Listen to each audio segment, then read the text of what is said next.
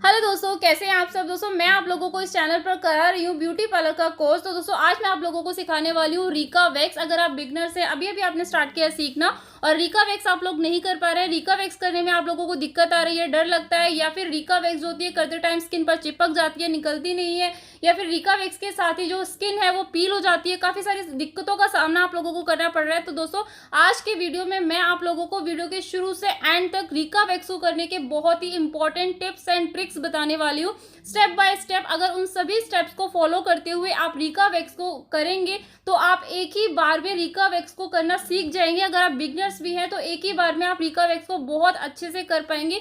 ये मेरी गारंटी है, 100% की मेरी गारंटी है।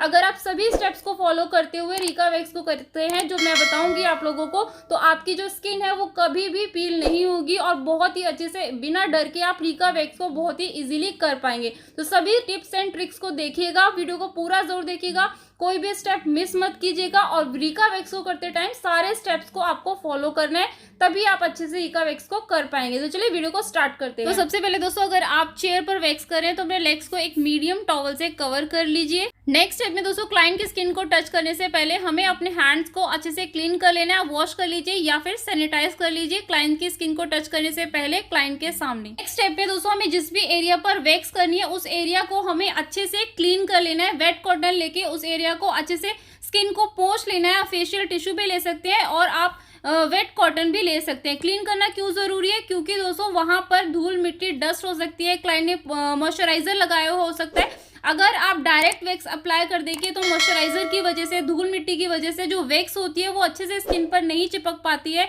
अच्छे से नहीं लग पाती है और हेयर की पकड़ उस पर नहीं बन पाती है और हेयर प्रॉपर तरीके से फिर नहीं निकलता है। आधे हेयर निकलते हैं, आधे नहीं निकलते हैं, टूट जाते हैं। फिर आप लोग सोचते हैं कि वैक्स क्यों नहीं हो रही है। तो जब भी आप वैक्स करने जाएं तो मेक श्योर कि आपको अच्छे से पहले स्किन को क्लीन कर लेना है। इस स्टेप को बिल्कुल भी मिस नहीं करना है। हमेशा हर क्लाइंट की स्किन को आपको अच्छे से क्लीन कर लेना है। बहुत ज्यादा टाइम नहीं मिल लगता है, आधे मिनट में जिस भी एरिया पर आपको क्लीन करनी है वैक्स क्लीन हो जाता है। तो इस स्टेप को जरूर फॉलो। स्टेप में दोस्तों रीका वैक्स के साथ प्री वैक्स जेल आता है। तो जहां पर भी आपको वैक्स करनी है उस एरिया पर उस जेल को अप्लाई कर देना है। तो मैं हाफ लेग वैक्सिंग कर रही हूँ अभी, तो इतना इनफ होगा हाफ लेग के लिए। तो पूरे पे पैर पे मैं इसको अप्लाई कर दूंगी, दूसरे पैर पर भी अप्लाई कर देंगे और इसको हम ड्राई होने का वेट करेंगे। 2-3 सेकंड में ये ड्राई हो जाता है। ड्राई होने के बाद ही आपको इसके ऊपर से वैक्स लगानी है। अगर ये गीला है और आप वैक्स लगाएंगे तभी भी वैक्स नहीं होगी। तो इस चीज को भी नोट कर लीजिएगा और ध्यान में रखिएगा। इसको हम ड्राई होने देंगे। दोस्तों अगर आपके पास प्री वैक्स जेल नहीं है तो आप उस कंडीशन में एलोवेरा जेल भी अप्लाई कर सकते हैं। प्री वैक्स जेल नहीं है तो एलोवेरा जेल लगा लीजिए, ठीक है। स्टेप में दोस्तों आपको वैक्स लगाने से पहले हेयर ग्रोथ की डायरेक्शन को चेक करना है कि आपके जो हेयर की ग्रोथ है वो किस डायरेक्शन में है।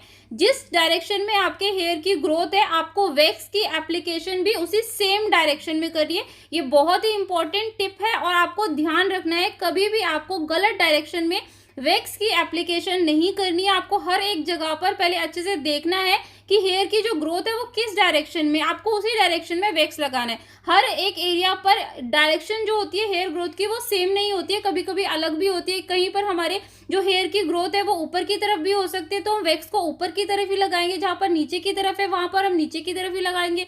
जहां पर हेयर की ग्रोथ डायगोनल है वहां पर हम वैक्स की एप्लीकेशन डायरेक्ट डायगोनल ही करेंगे, ठीक है। तो आपको वैक्स की एप्लीकेशन उसी डायरेक्शन में करनी है जिस डायरेक्शन में हमारे हेयर की ग्रोथ है।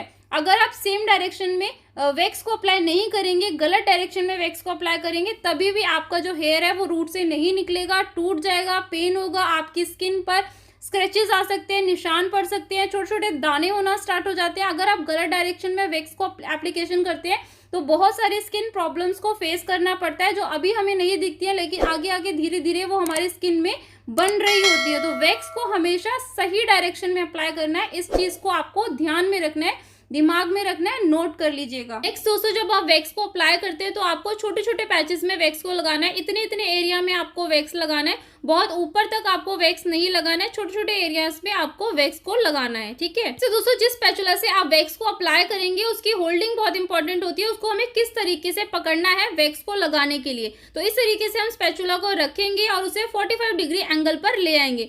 इस तरीके से हमें 45 डिग्री एंगल पर वैक्स को अप्लाई करना है। तो वैक्स बहुत ही स्मूथली एप्लीकेशन हो जाती है, बहुत मोटी लेयर नहीं लगती, पतली पतली लेयर लगती है। उसको बिल्कुल 90 डिग्री पर भी नहीं रखना है इस तरीके से, और फ्लैट भी नहीं करना है, ना सीधा रखना है 90 डिग्री पर और ना ही बिल्कुल फ्लैट करके उसको चलाना है। इस तरह से फ्लैट करके चलाएंगे तो वैक्स की बहुत मोटी लेयर लगेगी और वैक्स की एप्लीकेशन भी अच्छी नहीं हो पाएगी। तो आपको इसे 45 डिग्री एंगल पर होल्ड करना है, ठीक है। दोस्तों जो हमारी वैक्सिंग की स्ट्रिप होती है उसको भी हमें ध्यान से पेस्ट करना है। वो एक साइड उभरी हुई होती है और एक साइड से वो प्लेन होती है। तो जो उभरी हुई साइड होती है ना, वो हमें वैक्स के ऊपर पेस्ट करनी है। इस तरीके से वो साइड हमें, उभरी हुई साइड नीचे की तरफ रखनी है और प्लेन साइड को हमें ऊपर की तरफ रखना है, ठीक है। तो ये ब्राउन वाली स्ट्रिप है। आप स्टार्टिंग कर रहे हैं तो आप व्हाइट वाली स्ट्रिप के साथ स्टार्टिंग कीजिएगा, उसकी क्वालिटी थोड़ी सी अच्छी होती है, ठीक है। तो इस तरीके से देखो 45 डिग्री के एंगल पे मैंने अपने स्पैचुला को पकड़ा और मैंने उतने ही एरिया में वैक्स लगाया, छोटे एरिया में लगाया, बड़े एरिया में नहीं लगाया। लगाने के बाद स्ट्रिप को पेस्ट किया, स्ट्रिप को ऊपर से 2-3 बार मैंने प्रेस किया उसी डायरेक्शन में जिस डायरेक्शन में मैंने वैक्स को लगाया है। नीचे से स्किन को अच्छे से मैंने स्ट्रेच किया, पकड़ा और उसके बाद मैंने जो पट्टी थी उसको 30 डिग्री के एंगल पर खींच लिया। तो इस तरह से आपके सारे हेयर बहुत ही अच्छे से निकल जाएंगे एक ही बार में। तो देखो एप्लीकेशन आपको किस तरीके से करनी है, ध्यान से देखो। बहुत मोटी लेयर नहीं लगानी है, पतली पतली लेयर लगानी है वैक्स की। मोटी लगाएंगे तो चिपक जाएगी वैक्स, नहीं निकलेगी। स्किन को बिना पकड़े आपको नहीं खींचना है, नीचे से स्किन को पकड़ना है। तो जब आप वैक्स लगाते हैं ना, तो इस चीज का आप ध्यान रखिए कि उतने ही एरिया में वैक्स लगाइए कि जिससे कि नीचे आपको पकड़ने के लिए स्पेस मिल जाए, ठीक है। तो इस तरीके से देखो लगाते जाएंगे हम, छोटे छोटे पैचेस में आपको लगाना है और इस तरीके से प्रेस जरूर करना है ऊपर 2 से 3 बार। जो प्रेसिंग होती है ना, वो भी हमें उसी डायरेक्शन में करनी है जिस डायरेक्शन में हमने वैक्स को अप्लाई किया है। ये नहीं कि वैक्स को तो हमने नीचे की तरफ लगाया है और हम जो पट्टी है उसको प्रेस कर रहे हैं, जिगजैग आपको प्रेस नहीं करना, ऊपर नीचे नहीं करना। उससे क्या होता है, हेयर की जो डायरेक्शन होती है वो चेंज हो जाती है। तो इसीलिए हमें सेम डायरेक्शन में उसको प्रेस करना है, ठीक है। तो इस तरीके से छोटे छोटे पैचेस में लगाते जाइए। अगर चौड़ा पैचेस लगा लिया है आपने, पैच लगा लिया है, तो उसको हाफ हाफ में निकालिए, उसको पूरा मत निकालिए, अदरवाइज वो नहीं निकलेगा। क्योंकि क्या होता है, जब बड़े एरिया पर हम लगाकर पट्टी को खींचते हैं ना, तो जहां पर हमारा होल्डिंग होती है, जहां से हमने पट्टी को पकड़ रखा है, वहां पर तो हमारा प्रेशर अच्छा बनता है, तो वहां से बाल जो होते हैं वो अच्छे से निकल जाते हैं। लेकिन ऊपर की तरफ हमारी जो पट्टी का प्रेशर होता है, खींचने का प्रेशर होता है, वो अच्छे से नहीं बन पाता, जिससे वहां के जो हेयर होते हैं वो नहीं निकल पाते हैं। निकलते भी हैं तो टूटते हैं, रूट से नहीं निकल पाते। तो इसलिए छोटे छोटे पैचेस में लगाइए। और मोस्टली जब आप स्टार्टिंग कर रहे हैं, सीख रहे हैं, तो आप हमेशा छोटे छोटे पैचेस में लगाइए। उसके बाद आप बड़े बड़े पैचेस में वैक्स को लगा सकते हैं, लेकिन निकालना वहां भी आपको छोटे छोटे पैचेस में। जैसे आपने बड़ा पैच लगा लिया, एक बार में ऊपर तक वैक्स लगा ली, लेकिन उसको निकालेंगे आप छोटे छोटे पैचेस में। एक बार में पूरा निकालेंगे तो बाल जो है वो टूट जाएंगे। तो इसी तरीके से हम स्टेप बाय स्टेप पूरे लेग को करते जाएंगे। ध्यान से, कहीं पर भी हमारे बाल जो है छूटने नहीं चाहिए। आप देख रहे हैं कि जो वैक्स है बिल्कुल आपको इक्वली लगानी है। जो वैक्स है मोटी लेयर नहीं लगानी है और बार बार नहीं लगानी है, ठीक है। जैसे कि हमने एक जगह पर वैक्स कर दी, वहां के हेयर नहीं निकले हैं, तो हमें दोबारा वहां पर एप्लीकेशन नहीं करनी है। अगर दोबारा आप वहां पर एप्लीकेशन करके पट्टी से खींचने की कोशिश करेंगे, निकालेंगे, तो आपकी जो स्किन होगी वो पील हो जाएगी। अगर बाल नहीं निकले तो छोड़ दीजिए उस एरिया को, वहां पर दोबारा वैक्स की एप्लीकेशन आपको नहीं करनी। जो अब इतनी वैक्स हम इस पट्टी पर कर चुके हैं और अब आप इस पट्टी को मोड़ लीजिए। अभी मैं इस पट्टी से अभी मैं 3-4 बार और निकाल सकती हूँ क्योंकि मुझे प्रैक्टिस है, लेकिन आप इस कंडीशन में इसको मोड़ लीजिए। अगर नहीं मोड़ेंगे तो फिर पट्टी जो होगी वो चिपक जाएगी। अगर आपकी वैक्स कहीं स्किन पर चिपक भी जाती है, पट्टी से चिपक जाती है, नहीं निकल पा रही है, तो फिर वहां पर आप उसको निकालने की कोशिश मत करिएगा। पट्टी से निकालने की कोशिश बिल्कुल भी मत कीजिएगा। इसके साथ में जो आफ्टर वैक्स लोशन होता है, उससे बहुत इजीली ये जो वैक्स है वो निकल जाएगी। अगर पट्टी से निकालने की कोशिश करेंगे तो फिर आपकी स्किन वहां पर पील हो जाएगी। तो डायरेक्शन का ध्यान रखना है। और जब हम पट्टी को पेस्ट कर रहे हैं तो सेम डायरेक्शन में हमें पेस्ट करनी है पट्टी को, और निकालना है अपोजिट डायरेक्शन में। देखो मैंने ऊपर की तरफ खींचा ना, 30 डिग्री के एंगल पर हमें पट्टी को पुल करना है, पट्टी को खींचना है। तो इसी तरीके से स्टेप बाय स्टेप हम करते जाएंगे।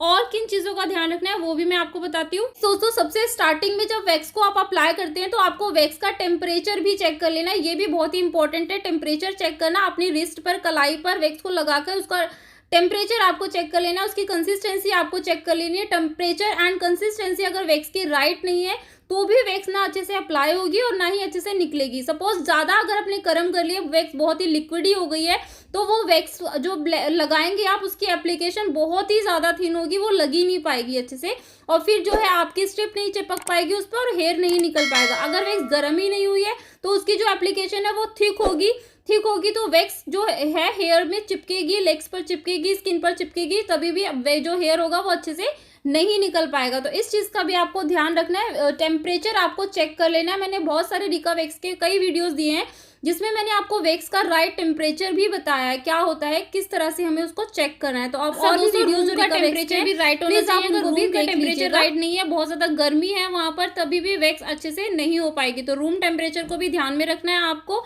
एंड वहां पर भी आप वैक्स को कर रहे हैं, वहां की जो लाइटनिंग है वो भी प्रॉपर होनी चाहिए। अगर लाइटनिंग नहीं है, अंधेरा है काफी, तो आपको हेयर का जो ग्रोथ होता है, डायरेक्शन होती है, वो आपको अच्छे से विजिबल नहीं हो पाएगी, आप वैक्स की एप्लीकेशन अच्छे से नहीं कर पाएंगे। तो लाइटनिंग प्रॉपर होनी चाहिए, ठीक है। तो दोस्तों इस एरिया पर आप देख सकते हैं कि मैं वैक्स को किस तरह से अप्लाई कर रही हूँ। नीचे वाले एरिया में हमारे वैक्स की जो डायरेक्शन है वो सीधी नहीं है, तो जिस डायरेक्शन में हमारे हेयर की ग्रोथ है, मैंने वैक्स को भी उसी डायरेक्शन में अप्लाई किया, पट्टी को भी उसी डायरेक्शन में पेस्ट किया, नीचे से अच्छे से स्किन को होल्ड किया और मैंने वैक्स को निकाल दिया अपोजिट डायरेक्शन में। रिका वैक्स आपको स्किन टाइप के अकॉर्डिंग मिल जाती है। सेंसिटिव स्किन के लिए आप एलोवेरा वैक्स ले सकते हैं या फिर आप हनी वैक्स भी ले सकते हैं। सेंसिटिव स्किन के लिए ग्रीन एप्पल वैक्स ले सकते हैं। अगर ड्राई स्किन है तो व्हाइट चॉकलेट ले लीजिए, स्ट्रॉबेरी ले लीजिए। अगर नॉर्मल स्किन है तो लेमन ले सकते हैं, टाइटेनियम ले सकते हैं। तो इस तरह से आप रिका वैक्स को स्किन टाइप के अकॉर्डिंग भी ले सकते हैं। दोस्तों रिका वैक्स का आपको बहुत अच्छा रिजल्ट मिलता है। आपके हेयर को रिमूव करने के साथ साथ हेयर को रूट से रिमूव करती है, एंड दूसरा हेयर को निकालने के साथ साथ आपकी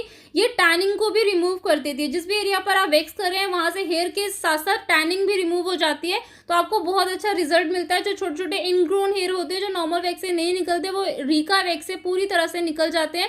और ये वैक्स हमारी स्किन को ड्राई नहीं करती है, साथ साथ मॉइस्चराइज एंड नरिश भी करती है।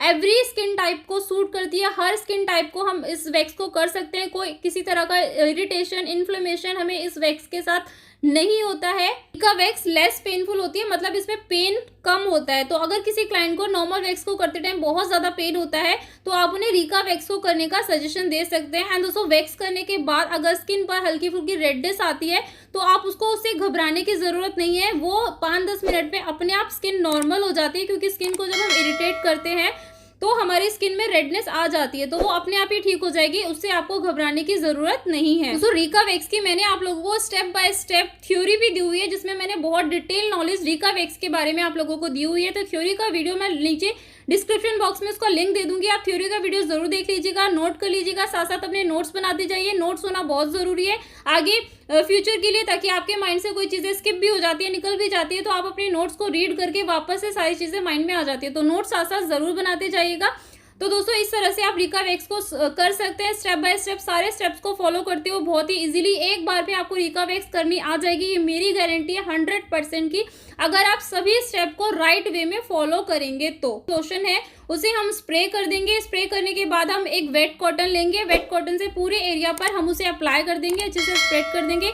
इसी कॉटन के साथ अगर हमारी कहीं पर वैक्स लगी रह गई है तो वो इसी आफ्टर वैक्स लोशन से निकल जाती है, उसको हम पानी वगैरह से ना निकालें, इस तरह से वो उससे निकल जाएगी। जो फिंगर्स होती है वहां पर हमारी हल्की फुल्की वैक्स लगी रह जाती है, वहां पर प्रॉपर नहीं निकलती है, तो अगर रह गई है तो इस तरीके से हम कॉटन से जो हमने आफ्टर वैक्स लोशन लगाया है उसी से वो पूरी क्लीन हो जाएगी। तो क्लीन जरूर करना है, बिना क्लीन के आपको लेग नहीं छोड़ना है। तो इस तरीके से हमारी दोनों लेग्स पर वैक्स हो चुकी है।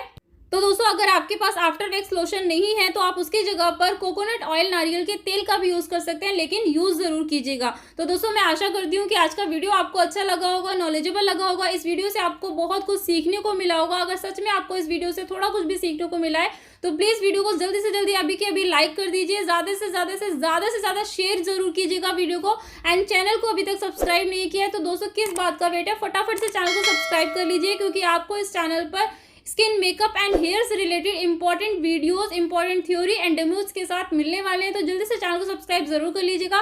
पास ही बने बेल आइकन को जरूर प्रेस कर लीजिएगा, ताकि आपको मेरे आने वाले सारे वीडियोस के नोटिफिकेशन मिलते रहेंगे और आपको कोई भी वीडियो मिस नहीं हो। मुझे कमेंट करके भी जरूर बताएगा कि आज का वीडियो आप लोगों को कैसा लगा। अगर आपका कोई डाउट है तो वो भी आप मुझे कमेंट बॉक्स में कमेंट करके पूछ सकते हैं, मैं आपके डाउट्स को क्लियर करने की पूरी कोशिश करूंगी। तो चलिए दोस्तों, जल्दी मिलते हैं अपने नेक्स्ट वीडियो में। तब तक ख्याल रखिए अपने और अपनों का, और यूं ही प्यार बांटते रहिए। Take care, thanks for watching, love you all, bye bye, thank you so much.